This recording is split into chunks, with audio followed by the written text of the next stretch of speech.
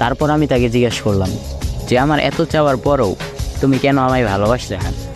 জবাবে পেলাম হাজারটা মিথ্যা আর কত শত অজুহাত। আমি তার সেই অজুহাতগুলোকে সত্যি ভাবলাম, তার সব কথা শুনলাম, তার চাওয়াকে রেসপেক্ট করলাম। কিন্তু সত্যি তো এটা ছিল যে সে অন্য কাউকে ভালোবাসতো। আমি যে ভালোবাসা পাওয়ার জন্য দিনের পর দিন ছটফট করে গেছি, সে ভালোবাসা অন্য কেউ না চাইতেও পেয়ে গেল। জানি না আমার মাঝে কী কমতি ছিল। আমি আমার পুরোটা জীবন শুধু ভুল মানুষদের উপর বিশ্বাস করে গেছি, নিজের সবটা দিয়ে তাদের ভালোবাসছি, কিন্তু তারা কেউ কখনো আমায় ভালোবাসে নাই। আমি যত তাদের কাছে যাওয়ার চেষ্টা করছি, তারা ঠিক ততই আমার থেকে দূরে গেছে। তারপরও এসব নিয়ে আমার কোনো আক্ষেপ বা আফসোস নেই। তবে এখন মনে হয় আমি কোনো কিছুর যোগ্য না। দুনিয়ায় এমন কেউ নেই যাকে আমি আমার নিজের ভাববো, হোক প্রিয় মানুষ, হোক বন্ধু বা অন্য যে কোনো সম্পর্ক। তবে তুমি অন্তত আমায় সত্যিটা তো বলতে পারতে, তাই না? নাকি আমার এই সত্যিটা জানার অধিকার ছিল না?